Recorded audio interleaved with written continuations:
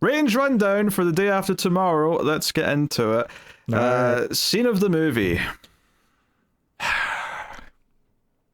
I mean, I feel like I got to pick one of the disaster moments. As much as, again, we talked for hours, the back end of the movie is better concepts, and I would have liked to pick something from there. They just didn't do well enough to actually explore the concepts for me to ever feel justified in that. So if I have to pick a disaster moment itself, I think I'm going to pick the helicopters falling out of the sky. We kind of glossed over it in the review itself, but I think it was the only time where it felt like the wall of cold effect, the freezing of the gasoline, was actually done even like kind of well. And then the moment of the guy opening up the door and he just immediately freezes solid, I think was pretty decent in its own right. So I'd say that's probably the strongest moment for me. I have no idea what I'm going to pick for this. Actually, no, I do. I'm going to pick kind of, I guess the wave hitting, but it's really more the right before that. It's like the walking through the street where it's like waist high water and kind of the build up to the wave hitting. Just because I like the practicality of having like a flooded set where they're doing all this shit. Like I like the movie making aspect to that, and they don't do it often enough. So No. yeah, maybe that's just like the Abyss fan in me coming out. I was like, yeah, I want more like underwater movies with flooding and stuff. Come on. Anyway, so that's that. Standout. I feel like most of the main players are fine. Like, there's no one who's like laughably bad. I don't think. Yeah, like I kind of like going into this. I like Jake Gyllenhaal. I think he's a good actor. I haven't seen him in a lot of stuff that he's done, but everything I have seen him in, I like his performances. But I hesitate to say he really stands out in this. I don't think he's really doing anything super memorable. Well, I also think he's better at playing like either an intense character or someone who, I don't know. Like, I feel like, I guess maybe what I'm saying is here, I feel like he's past playing a teenager, so it's kind of hard to buy into him as a teenage son in this. Well, I mean, he did, I can't remember the exact year of it. It was either 2001 or 2003, but Donnie Darko was not ridiculously before this point, and he was solid in that. Well, yeah, but that was like 2 or 3 years before this, and, you know, like, that's like... Oh, yeah. You know, that's like most of high school, you know? So look, if there's one thing I'd like... with Hollywood, if you just tell me that they're young enough and you make it mildly believable, I'll take you at your word. Fair enough. It's fine. But I think what I'm saying is, it's not that he looks too old per se, but I feel like he's just his demeanor and like still like he's already ready. Like, I don't know. When I think of like the roles of Jake Gyllenhaal that sticks out in my mind, it's either the kind of the character that he has in Zodiac, which is a little bit different, or it's the intensity of something like a Nightcrawler or something like that. Right? That's the type of things that come to mind. Yeah, no, that's fair. This definitely feels like a transitionary period because he, I believe he got casted in this because of his performance in October Sky, which is very different from Donnie Darko, which is only 2 years later. So, actually, yeah, well, I'm curious actually what the very next thing he had. I'm just going to go check. Day After Tomorrow, I haven't pulled up. The big thing was Brokeback Mountain. Well, yeah, but that was that was 2 years. That was a year later. That was his big kind of like Oscar contender, serious acting role, and notably, again, very much past a teenager in that movie. It's a very big jump between this and then that. His very next thing, though, in the same year as this, he played himself in Jimmy Glick in La La Wood. There's a reason I didn't bring that one up. I don't think anyone knows that movie. What the fuck is this thing? Jiminy Glick in La La Wood. Culture critic Jiminy Glick gets tied up in a murder case at the Toronto Film Festival, starring Martin Short. Linda Cardinelli, Janine Garofalo, Elizabeth Perkins. Oh, this is the equivalent to like those SNL movies where they have a character from a sketch, except this was a character from the Martin Short show. Okay, it looks terrible. So yep, I'll say like that. most SNL movies. Anyway, standout wise, I really don't have any. Like, none of the actors I think really stand out that much. I can't, in good faith, give it to any of them. So I'm kind of going to go behind the camera. And even then, there's not a lot. I'm kind of like, this movie is so, it's not bad. It's not a horrible movie, It's got redeeming qualities, but it's so flatlined in all of its qualities. It's so just what it is. There's no real thing that spikes up above. I guess I'll say the weather effects. I guess I'll get that to it. I have nothing else. The directing does not feel inspired. Cinematography, you were saying the music, I trust you. I didn't pick up on it. And then I can't even say all of the special effects because the wolves suck. So I have to specifically narrow it down to the weather effects. I am going to pick...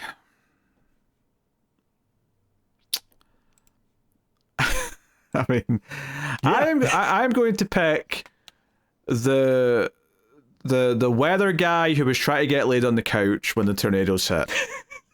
And you call mine disingenuous. All right. I'd say yours was disingenuous. I just laughed a lot at it. All right. Yeah. We all know what that means. I just because I don't know. He went out with the ambition that we can all relate to. I don't know. I mean, if I can give it to bit characters, I'll say the weather report guy in LA that gets smacked with the road sign because he's the only one like I remember what happened to him very clearly. Yeah, I mean, there's no real standouts here. I think it's fair to say. Like, if I was picking an actor just because I like the actor in general, then maybe that's like a different conversation. But that's not really how this works. So yeah, if I was doing that, it'd be Jake Gyllenhaal. But it's not a lot of pickings. No. All right. Moving on then. Yep. Visuals. We already said it doesn't feel hugely inspired. Even the moments that feel like they should be, even the moments where it's like, oh man, New York's being hit by this giant wave, or oh, it's everything's icy and snowed in and we have this vast wasteland. It doesn't feel like visually they're making a big deal out of it. It feels like it's always just for the service of the plot, and then the visuals are going to be whatever on top of it. It's not like bad visually. It's just very serviceable visually. Yeah. Even when like that boat coming into this city, it feels like that could be a thing where you make a big deal out of. Oh my god, this could be, as much as we were trying to avoid the spoilers before. This could be the big Planet of the Apes moment where it's like, my god, look at it. Look at what's happened here. But it isn't. It's a boat coming in, and they kind of just gawk at it for a second, but it doesn't feel like the movie is taking advantage of it. So visually, I'd probably just say like a 6, maybe 6.5. I'll stick with a 6. I'm not that enthusiastic about it. Nah, 6 is what I was thinking. 6 out of 10's. I think it's what makes sense. It's it's serviceable. It doesn't have like the terrible editing that Armageddon does, and I can like honestly comparing this to Armageddon is very favorable for this movie because it's not great, but it's better than in most ways to Armageddon. Yep. I'll say that much. So yeah, 6 out of 10 for visuals. Sound. Like I said, I trust you when you say there was like a main theme that it was really working with. I just didn't pick up on it. I was maybe more distracted by whatever was going on in the plot or what have you. But like it was fine. I didn't notice anything that was particularly awful. The only thing that caught me off guard, it's such a minor thing, is we even skipped over this one. The hailstones in like the Japanese city was like one of the very first things that happened. There's a police car that pulls up that has a very obviously like American police siren noise. And for some reason it caught me off guard of like, I'm pretty sure that's different in like every country. I'm pretty sure that would sound different in Japan, but probably. It's the sort of thing though where I wonder if there is a few countries that do have very similar sounding ones.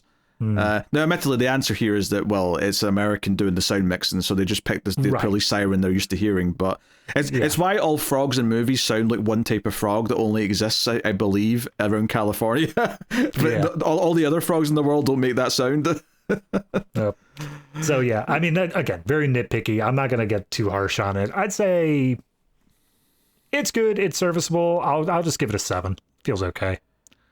Well, this is the sort of thing where on the technical side here, the sound is actually very good from like a sound mix perspective, because every single time there was a rumble of thunder, the subwoofer was going. It was very atmospheric in that sense. The sound was working hard. I do think the music's pretty solid for what it is. It felt like there was a few themes that were recurring, which is nice. I think sound is solid. I think the sound is good even. So I actually might give the sound like an 8. And again, that's because like it's a sort of thing where I mean, there's better things to do it with now, but in 2005, you got a new surround sound system. This might be a movie you put in for a couple of key scenes and say, hey, this is demo material because it's like a high quality sound mix. So that's fair. One day I'll get a subwoofer and I'll be able to have these conversations with you, but I have a sound bar right now. And that's as best as I'm getting. That's fine. All right, acting. Fine, good. It's like no one's getting nominated for an Oscar. They might get a Kids' Choice Award, maybe, but like I don't know. I was fine with all of the actors' performances. I think they did a fine job, but in no way is this an actor's movie. In no way is anybody getting to stretch their legs and do something powerful with their role. So I can't give them that high because I don't. They aren't given the room to show what they're actually capable of. So I was going to say a 7. I think I'm going to put down to a 6.5 because it is kind of just that extra level of blandness that the script provides.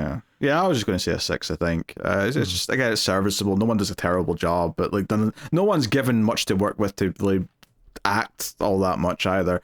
Like the main pair of teenagers, Jake Gyllenhaal and Emmy Rossum's characters, they're likable enough, but it's only just enough. So 6 out of 10. Do you think Maggie gives Jake shit at like the family get-togethers for like some of these movies that he's been in? Where she's like, I was in like Secretary around this time, and you were slumming it and schlocked by Roland Emmerich. I have no idea what the entire setup for the movie casting was, but I just imagine him just being like, yeah, well, your career was kickstarted by my movie Donnie Darko, so shut up. But that also kickstarted his career. Yeah, but like he was the main guy, she was the sister. Sure. I think she's the better actor of the two, though, so I'm oh yeah, she's definitely gotten the better roles, all things considered, so good on her. But like I'm sure if we look through it, there's also tons of like, oh yeah, you were in that one. But she's also a director as well. She's directing stuff. She's got The Bride out in the next few months. I was gonna say I remember the ad for that, and that was very like in your face of like from Maggie Gyllenhaal. Yeah. Yeah. I like the idea of them giving shit. I don't even know if they do crack jokes about each other in interviews, but I just love the idea of them giving shit to each other in interviews. Like, oh yeah, that stupid brother of mine's in some other dumb movie. Like, who cares about him? I'm over here having a real career. And then he's saying similar things over in his. I'm looking through here. Dark Knight. I like Stranger Than Fiction. The only thing I can really see that I know is not great is Nanny McPhee Returns, which I guess she's in. I guess you kind of get a pass for like something that's solely a kid's movie, but yeah. White House Down. I think that's regarded okay, but it is definitely just dumb schlock. Is she in that? Okay, fair enough. Apparently, yeah. Hey, I'm not saying she's never been in schlock. I'm just, Yeah, I got you. Okay, maybe she gives him shit. Maybe she's like, hey, is Taylor not joining us for Thanksgiving this year, Jake? Oh. Don't play on the heartstrings like that. I don't know. No, he's had many great roles. Don't get me wrong. He's been in many good movies over the years. I just wanted to make a joke about them shitting on each other. Oh, yeah. I again, Donnie Darko, I always go back to the dinner scene where they're arguing with each other. I'm like, I imagine that's how it is in real life. They probably pulled that from something. Yeah, it's the thing with real siblings. All right, what are we on now? Script and story? Yep. What script or story? Like, it's all in service to we thought of the big visuals that we wanted to do first, and then we built it all up around that. And that's not inherently the worst thing, but again, I was very not impressed by the back half. Not saying the concepts weren't there, they were. However you want to fix that, but I think that the back half is way too lesser, way too slow, way too whatever compared to the first half. It feels like there is a clear cut where it just wanted to be a different movie and it should have done something else. And I don't know. However you want to fix that, but it is definitely on the script and story. So I'm going to say this one probably, I'm going to say 5.5. It's down there. I may even think that's a bit high, to be honest. Okay. Because it's like, I think to say this is in the middle, right, a 5, is saying that it's maybe a bit more competent than it actually is. Now, don't get me wrong, it doesn't get me as angry or get as frustrating as like complete and utter trash does, which is, you know, where you're down at the 2s and the 3s and all that. But I think for scripted story, I'm happy to give this a 4. I think it's clearly the weakest thing out of all the elements we've talked about so far is the script and story. Like, it's, you know, That's fair. That's fair. it feels, I was just it feels a bit soulless, a bit hollow, I guess, is what I'd say. Yes, I'd agree with that. I think what I'm coming out with the 5.5 is I gave Meteor a 5.5, and I would say that that's kind of on a similar level of like the story's just there for the sake of the whatever else is going on. That's fair. I think that also has a movie that has good concepts that it kind of squanders, but I think that at least touches on its concepts that are good a little bit more than this one does. Yeah, probably. But okay. All right. Production value, and this is probably where it's going to get its highest marks. Yeah. Or for me, probably similar to its audio. Actually, I think they're probably in a similar. Maybe go a touch higher. You usually go first, but I'll just jump in and say 8.5 because I feel like. Okay. You know, I think like the audio, it's a high caliber and a technical level for the most part. It feels like an expensive movie. The wolves are the one big thing that feel, but that's like a bad choice rather than necessarily they didn't have the money. It's maybe the best they could have done at the time, but it's obviously got a lot of locations, a lot of big effects, all the rest of it. So 8.5. Yeah, I mean, I gave Deep Impact an 8.5, and you know, I was really happy with that movie. I know there are some choices they made to kind of cut down on costs at times, but this feels in a similar sort of vein. Obviously, it came years later, so they were able to do bigger things with the special effects. But like you said, flooding the set, that's definitely worth something there. Even the wide open, snowy areas and stuff like that, I understand most of that's probably visual effects, but they had to have had something to work with. So yeah, I think they did a good job with all the production details. And then obviously special effects falls in here as well. And that was what I gave the standout to for most of it. So I'll go ahead and say that gets it up to an 8.5 for me as well. Maybe they could have hired a few more scientist consultants, perhaps. No, that got in the way of them having tornadoes in LA. So they're fired.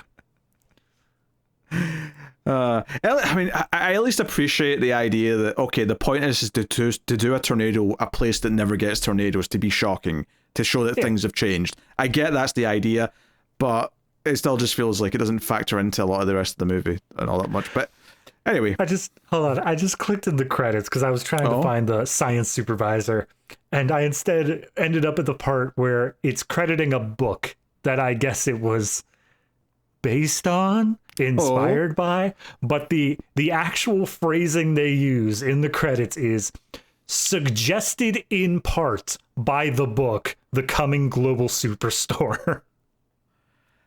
Do you know what that feels like to me? Is they wrote a script, someone said, oh, some of this is actually kind of similar to this book, we might, like, you know, have a copyright like dispute. Okay, we'll contact them and say, hey, we did something similar, we'll credit you in this weird phrased credit to acknowledge and give you a little payout before we get to court. It's either that or like they read the book and they were like, all right, let's see these global superstorm, let's see that, and they got to like one chapter in the back where it's like one single scientist who had his license revoked thinks that we could have an ice wall coming down, and he's like, that's what we're gonna do. It reminds me of remember the opening credit on Airport 79? No, it wasn't 79, it was one of the Airport sequels. But it said something about this is a sequel to the movie based on the book Airport. It was something like that. It was like ultra specific. It was weird.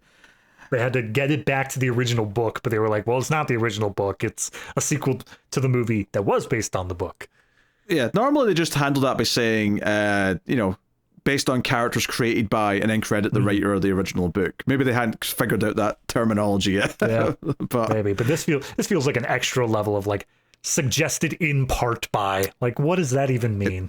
Like, so, you know, a team of lawyers were in a room and they arrived at that sentence, that phrasing for various legal reasons. I guarantee it. No.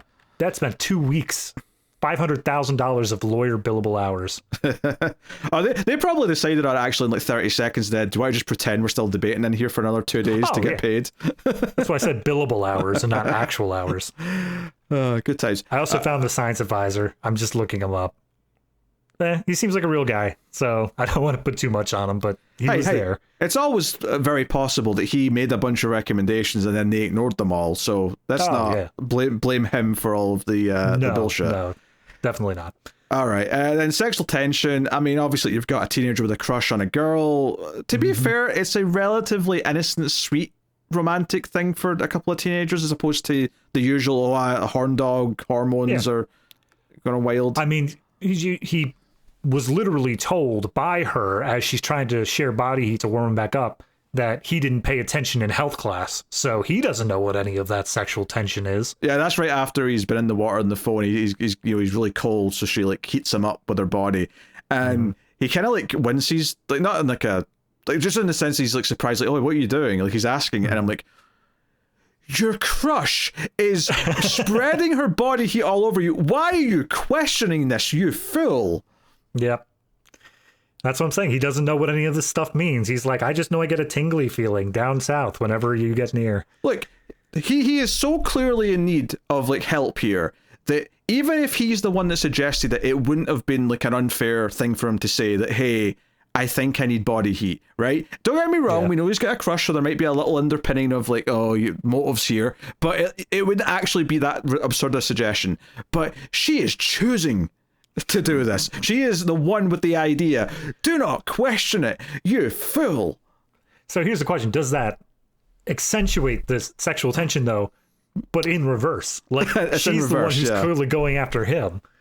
Yeah. I think he's so ambivalent to, like, even, like, just... And not even in a creepy way, but, like, this is a freebie. Just enjoy it. Right? Yeah. You don't have to feel guilty about this. This is completely justifiable. She had the idea. You can just enjoy this. Maybe don't enjoy it too much. Just because you might feel that. But I think I was like doing something, like I was looking away from the screen the moment that he gets out of the water. Like I saw that happen, and then I look away, and then I just hear rustling noises and him saying, "What are you doing?" And I'm like, is she getting him out of those wet clothes? Is that what's happening right now? Because damn, man. Yeah, I mean, at least, you know what? I'll give them credit. They didn't do the thing where like he has to take off the wet clothes right into his boxers. I thought that, like, I think a lot of movies would do the, oh, I'm standing in my underwear in front of my crush. No, he treats it very maturely. Neither of them like giggle and say, oh, you're standing here in your underwear. It's like, no, like that's like we're clearly in a situation. Let's not be tits about this. It's fine. Yeah. So no, he is so like weirdly innocent that I don't think we can give sexual tension to those two. I just don't think we can. That's fair. Which means it's the weather guy in LA. Yes, it's him. It's the guy who, if he hadn't been interrupted, might have been like mid-orgasm when he was hit by a tornado. Man of Steel's really different since the last time I saw it. he could have died in the moment of pleasure. That could have happened had he not been interrupted. God, that would have been like, I know there's a bunch of like those kind of moments from Independence Day, like when the like lasers come down and destroy all the big buildings, but like that would have been one for the ages to say that happened. Like, oh yeah, this man died mid-orgasm in a tornado. Yes. Unfortunately for his partner, she was still waiting on hers. Oh. Come on, look at that shirt he's wearing. This is not a man who takes care of her first. Not a chance. LA is full of greed, and that includes greedy lovers. Yes. Absolutely. All right, there you go. That's the ratings rundown for the day after tomorrow.